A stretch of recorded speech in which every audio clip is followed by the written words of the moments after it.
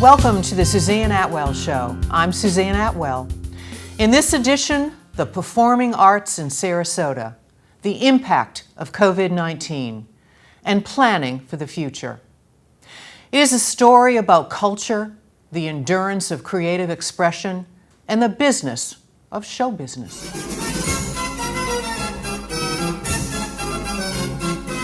Circus artists put Sarasota on the map as a center for entertainment. In 1927, John Ringling moved winter headquarters from Bridgeport, Connecticut to Sarasota. This led to the relocation of hundreds of circus families and the beginning of a legacy and residency of circus families that continues until this day. But the circus was not the only show in town. In 1926, the Edwards Theater opened. Will Rogers and the Ziegfeld Follies appeared there. In 1929, the Players moved into a new theater at the corner of Tamiami and 9th Street. Florida West Coast Symphony, now Sarasota Orchestra, produced their debut concert in 1949 at the Municipal Auditorium. Our place in entertainment history was secured by the Cecil B. DeMille film classic, The Greatest Show on Earth. Shot on location in Sarasota, the world premiere took place right here in 1951.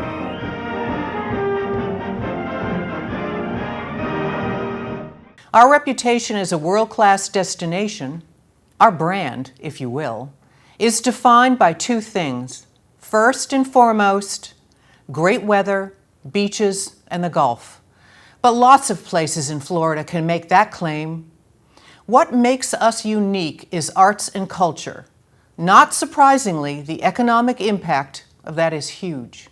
A 2017 survey of nonprofit arts and culture in Sarasota County found a direct economic impact of nearly $300 million a year. Nearly 7,500 full-time equivalent jobs created, and over 12 million in local taxes. We turn now to the arts organizations, the people responsible for producing the shows, casting the artists, selling the tickets, and keeping the arts alive in Sarasota. Up first, for 70 years and still going strong, Sarasota Orchestra. The orchestra is a really resilient enterprise. We've been here 7+ decades. As many people know, when we went through our rebranding in 2008, that was really the beginning of developing this muscle and this attribute of being strong, vibrant, resilient. So much of what we've been doing for the last decade, in a strange kind of way, has actually positioned us well to get through and manage the pandemic. So what are some of the projects that are going on right now? Well, one of the things that we did through the summer months was quickly realizing that our season was going to be much different than what we had previously announced. So we quickly anchored ourselves in two words, responsibility and flexibility. And that began to guide a programming model so that we could still continue to deliver our mission, provide concerts, albeit we'd have to do it in a much different way. So in about another week and a half or so, we're going to launch our first concerts of this season. There'll be 13 concert weeks in the 2021 season. There'll be 4 performances, limited to an audience of about 50, socially distanced. What's the venue? It'll be Holly Hall. It'll be our home base. That was the next question. So Holly Hall, home base, will be the place for these performances.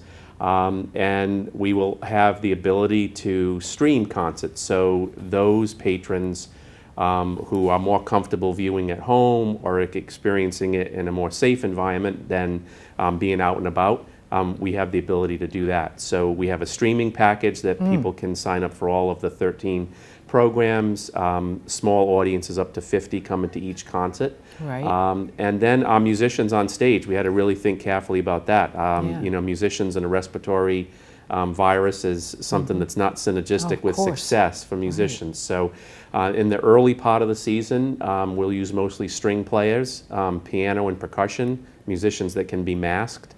And they'll be socially distanced on stage as well. probably not more than about 15 musicians on any particular program, so we can achieve the social distancing and all the safety and hygiene standards that we need to comport with. So are there some concerns from your musicians staying here? What are they thinking? Are they going to be able to stay here for the foreseeable future? Yeah, it's a great question. You know, one of the great things about our organization is we're very collaborative. Our board, musicians, and staff are very close-knit, sort of one team kind of culture. So we've been working through all of these pandemic-related issues for months. And I think many of our musicians, many of our staff members really appreciate, as an organization, what we've done to create this sustainable transitional season till we can get back to some level of normalcy. So when we see what's happened around the country with some orchestras, the Sarasota Orchestra is actually in a very revered position. Although we had to impose salary cuts of 20% for staff and musicians, you know, we're able to keep our staff and musicians together for this entire season with their benefits. So in this environment where performances are completely different than anyone imagined, our goal is to stabilize, keep the organization thriving, and delivering excellence through this period. What's your vision for the orchestra and how we move forward? How do you look at audience development, things like that going forward? Yeah, I think the most important thing is in the midst of the pandemic, everyone has missed the performing arts. I was here and came and arrived in Sarasota in 2001. So, you know, it was shortly after my arrival, months later, that the 9/11 happened, and we saw how an entire community and a population turned to their sort of lean on the arts to sort of connect with people, create sense of community, a place of reflection and redefined purpose. So in a strange way, the pandemic, when we needed the arts the most, when people are isolated, separated, and need that sense of community, that's actually been the most challenging thing. Thus, we invented this concert series and streaming to bridge that gap. But as we go forward, you know, the orchestra is a very strong organization. Our aspiration for a new music center to serve the community, that existed before the pandemic. It's going to exist after the pandemic. I think the knitting together of the broader arts community is going to create an even stronger basis for the creation of a music center that can be home for the orchestra and serve other arts organizations like the choruses in town and the Perlman Music Program, just a wide variety of programs that all need space. We have to be reminded that in Sarasota, the arts brand is tremendously significant. Joseph and his team do an incredible job. They truly are a part of the heart and soul of Sarasota. Likewise, the renowned Sarasota Opera, under the creative direction of Maestro Victor Dorenzi. We have the distinction of being the only opera company in the world that has performed all the works of composer Giuseppe Verdi. We sat down with Executive Director Richard Russell, who has led an unprecedented period of growth and expansion. We are about to start in early November. We're doing some performances. We're bringing a group of singers down to be part of our company in place of the staged opera that we had to cancel because of COVID. We are doing a series of outdoor concerts, a little bit more formal, one at Selby Gardens, one at Historic Spanish Point. And then we're doing a little bit more casual concerts on the back of a truck where we're taking it around to a number of places, just a couple of singers and a piano. And then we're doing a concert in the Opera House that we are having a socially distanced audience, which for the Sarasota Opera House is about a quarter of our capacity, about 250 people. And we're doing that, and we will also be at the same time live streaming it. Richard, tell me how your artists are doing in this COVID-19. Well, this is a devastating time for them. We closed our doors on March the 13th. We canceled with 11 performances to go. It was about a quarter of our season.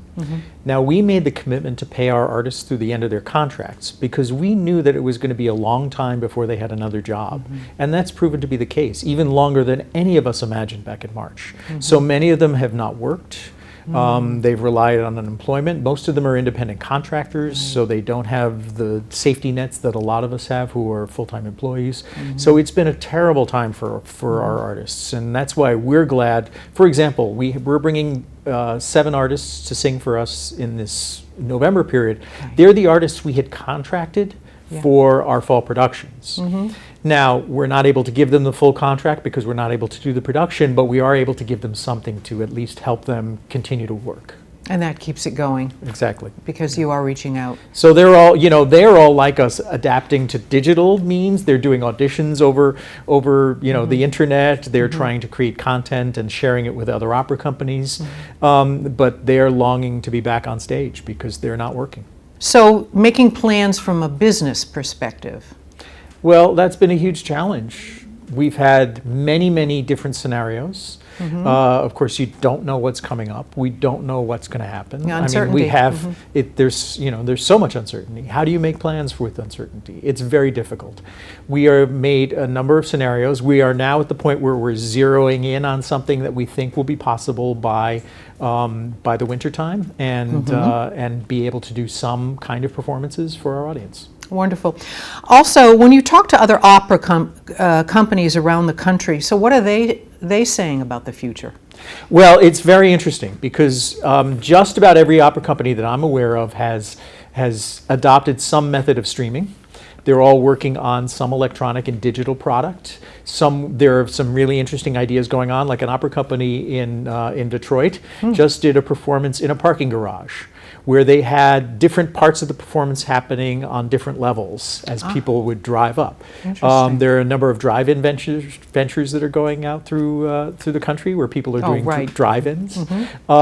So people are adapting in very creative ways.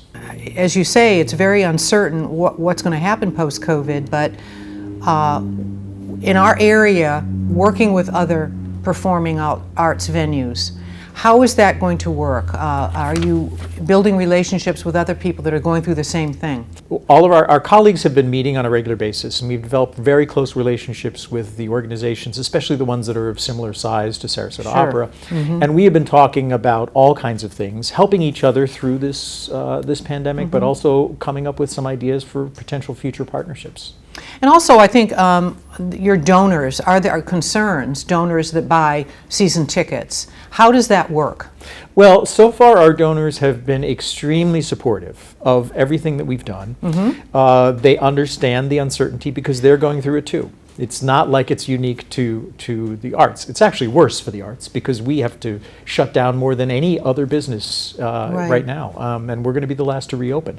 But nevertheless, our donors have been incredibly supportive and have expressed a great amount of flexibility. They want something, and they're willing to take something which may not be exactly what we had planned for the season, but I think they're very excited when we say we're doing an outdoor concert, we're doing a concert someplace, we're doing some streaming, we're looking for options for them.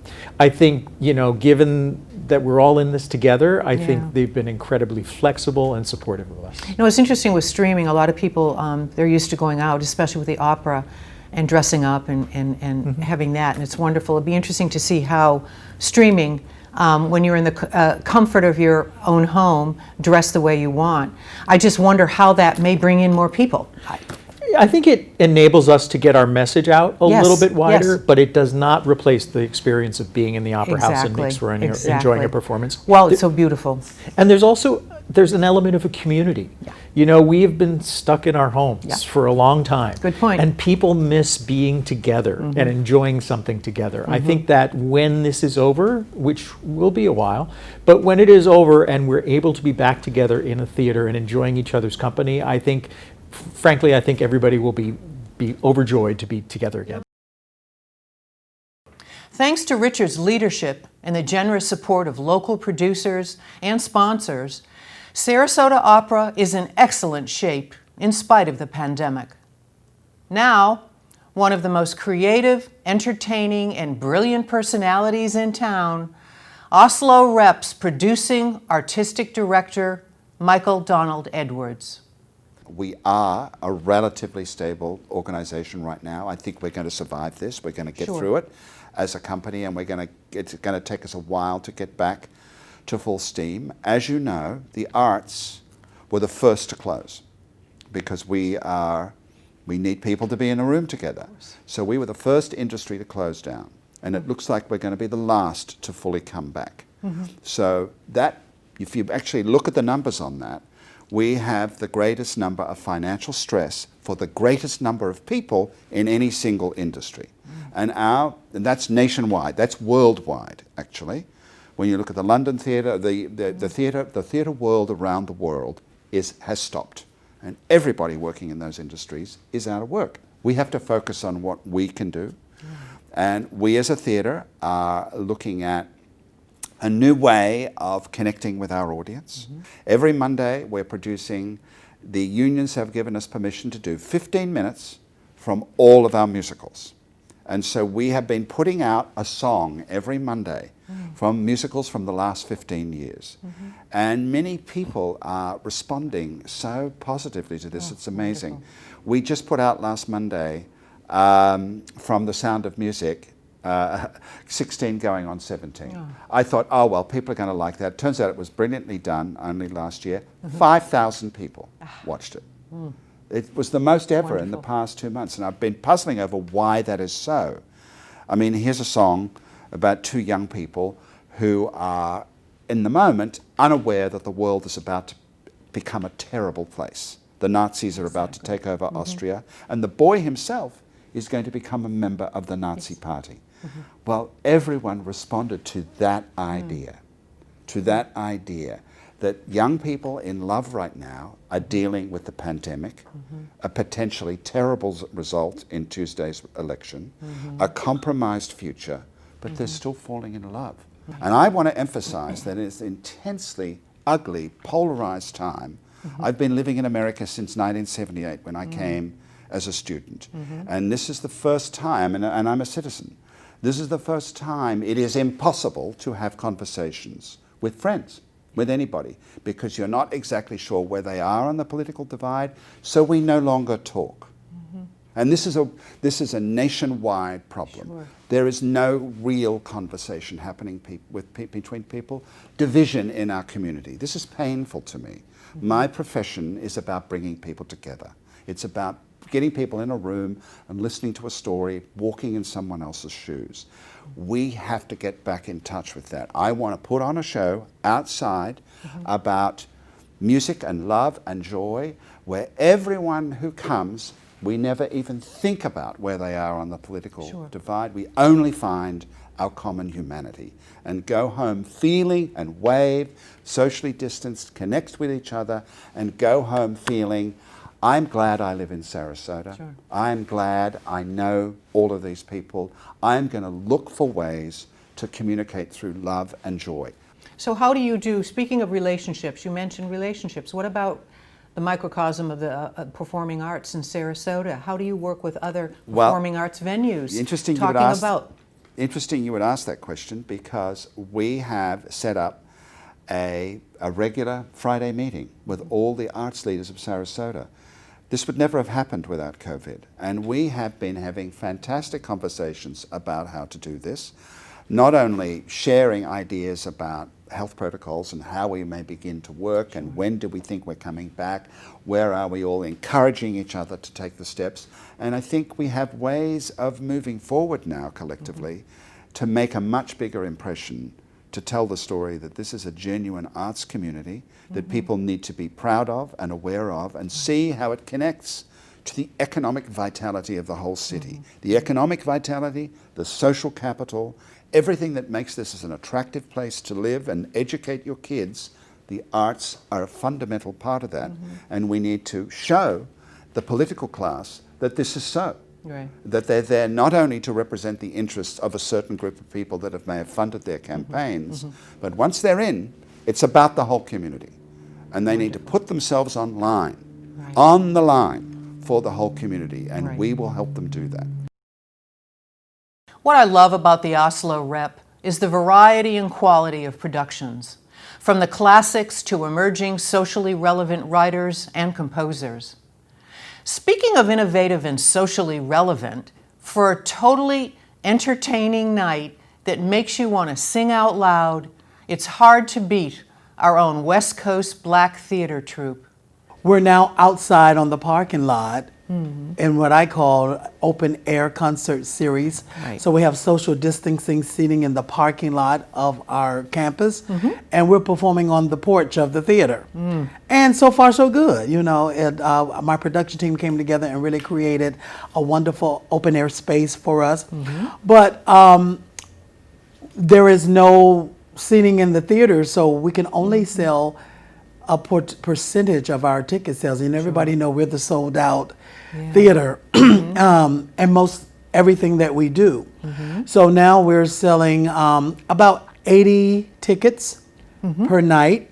That's with social distancing, that's the amount of seating we could get out there. Sure. So no, ticket sales were definitely affected. And the whole donor situation, because people get nervous and they get a little bit more, what can I say, careful with how they use their expendable income. Right. And so that affects all arts organizations here and all over the world. And it has affected every, I think, perspective of our business. So Julie, our executive director, Julie Leach, and I have been very creative, reimagining, recreating a way to do theater and a way to have some, what can I say, level of active business happening at the theater. Ticket sales are about 50% of an annual budget of a theater company. So that's a big percentage of our budget that we have to deal with. Right. There have been some of, federal government funding that has helped just a little bit, but it has really affected us. We're doing well. We were in a good place when COVID-19 happened. As far as financially, the board is very, can I say, attentive and to our financial needs at West Coast Black Theater Troupe. So we're very fortunate that we were in a good place. So when this hit, it did not wipe us out. Most theaters around the country are putting people on furlough, or a lot of theaters are actually closing. They're all dark. Yes. So we're just so very fortunate that we reimagined a way to do theater, and people are feeling comfortable coming out to be a part of that. So we have these round 6 feet circles that 2 people can sit in with a little table, and then they are 4 feet away from each other. So, and people temperature checks and mask while they're there, unless they're eating and drinking something. And it's working out so far. We have now into about 4 weeks, our 4th week of shows, Tuesday through Sunday. Tell me how your performers are faring. What concerns do they have? Have they voiced them? When COVID-19 came down and we actually had to shut down rehearsals, and we had to take a show off the stage that had just gone into his 3rd week of the run, it was depression. And there was a real big slump emotionally and mentally for our artists. There has been life revived now that they feel there is some work for some of them. I mean, I've had calls from all over the nation, artist friends of mine, many of them that I mentor, and now becoming a counselor for them because they're really going through. Sure. With this coming out of nowhere, seemingly, and affecting their careers. Well, you're building relationships throughout the country and everywhere else. And speaking of relationships, how are you dealing with the other performing arts organizations in town, your peers? We are really getting to know each other and talk more together. There is strength in unity. So there are Zoom calls where Julie and I speak with all of our local theater executive directors and artistic directors. Then we're on national phone calls where we're dealing with the Black theater industry specifically, and the artistic directors and executive directors of that whole genre of professional theater companies around the country. So there's a lot more communication between the arts organization. Asking each other, how are you getting through with this? Sure. How did you deal with this? How did you deal with that? With your staffing, with the production world. Now that we have gone into the parking lot, a lot of theaters are calling us now. How is it working? Are the people coming out? We're thinking about doing something similar. And so mostly every local theater now is thinking about doing outdoor something, because that is what people are feeling comfortable participating in. Well, you're a nationally recognized organization here, and the word is out. So they look to you as to how you're handling it here. I'm finding that out. Yeah. I really find it out more and more when the Sure. phone calls come in and the emails, and I'm finding myself on Zoom calls with people from all over the nation, like you said, inquiring on, hey, what's going on over there? You know, how are you guys dealing with this? Sure, sure. So it is a trying time and life unusual. It is so good to be back to the public. Right. I mean, even behind the mask, Right. you can just feel that gratification and joy that people are feeling, some of them for the first time in a while, coming out of their homes and getting that kind of live entertainment. Well, much success, and thank you so much for joining me. Thanks for your interest and inviting me on the show, Susan. I course. appreciate it. Thank you. I've known Nate since my days on the City Commission. He is a very special guy. Which takes us to a very special place, the Van Wezel. For 50 years, the city of Sarasota has owned and operated the crown jewel on the bay. It's brought me to tears several times because when the first CARES package and the PPP money came out, you know, I saw the performing arts halls getting $1 million, $2 million to help with staff and things like that. And because we were government, because we were city owned and operated, we were denied any funding. You know, they think, oh, the city will provide. And that's not the case. You know, the situation, ultimately, the city does own the theater, but Sure. I have had to, ever since I've gotten here, stand on my own. And every dollar that we operate on, we make ourselves. And of course, have been, thank God, very successful. I mean, I had anticipated a $2 million overage last year. But what happened when the shutdown came in March? It's been devastating to all of us.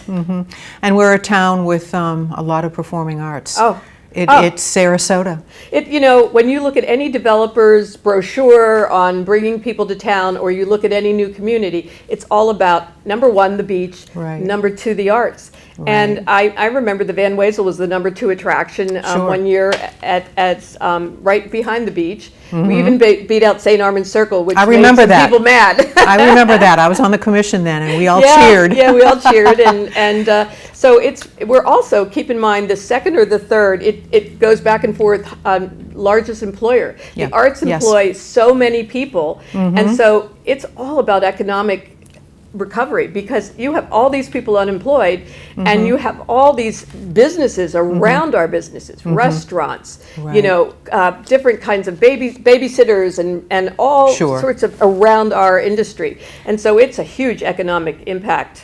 So how are your challenges with working with the National Artists Guilds and labor unions? Yeah, yeah. Help me understand all that Sure. in light of what's happening. Sure. We're a member of the Broadway League, and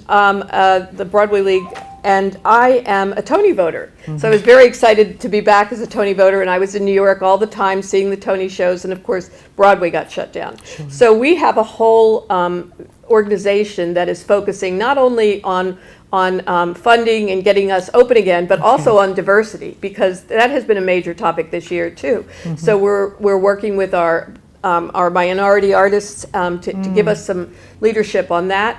We're also a member, we joined this organization, which I introduced to some of the other arts groups here in town, NIVA, and they have the Save Our Stages Act, which would help all of the arts in the country, because you think about all these little clubs, Yeah.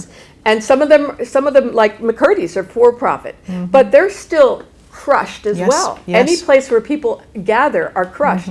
So as COVID forced producers and companies to redefine all your roles, the traditional live performance and business model, so what are you doing? Well, we've been doing a lot of virtual things. We have Artworks Anywhere, where we have free classes for teachers and students, and our school time performances are going to be free this year virtually. But we've also had small cabaret performances in our grand foyer, where, you know, it's not about making money, but it's about being relevant to the community.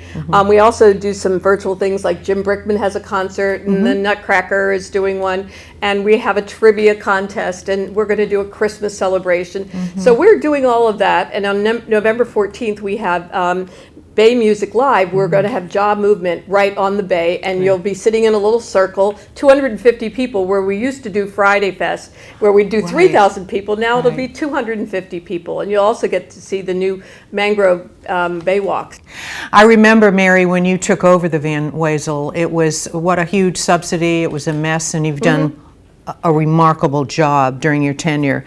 So now looking forward, has COVID forced producers and companies to redefine traditional live performance and the business model? It has, but I will tell you, after this all is over, I am booking a year out from now. I have a show every day, and we're hoping that we go back to normal, but it'll be a new normal with all the cleaning protocols. We have something called Pathicide that we fog the theater, and it takes care of all viruses and things like that. Great. But I also can mention, Suzanne, for just the local community, we're hoping to build a new performing arts center, and right now there's a huge survey going on to have people give input. And if anybody would like to take the survey about whether they feel a new performing arts hall is needed, they can go to a website, mysarasotapac.org. And that's performingartscenter.org. Well, you know, Mary, I think you're the one. You have such energy and passion, not only for the Van Wezel, but for all the relationships, all the people Well, I that are love in it this. all. You do, and I think that's great, and we wish you well, and thank you for joining me. Thank you very much. We have many more great performing arts organizations in town. I am sorry we did not have time to include them in the show, but want to give them a shout out. The Circus Arts Conservancy, Florida Studio Theater, the Sarasota Ballet, Sarasota Cuban Ballet, the Players, McCurdy's Comedy Club, and special thanks to Arts and Cultural Alliance. And you can always see this show and all our past episodes on my website, Facebook, and YouTube pages.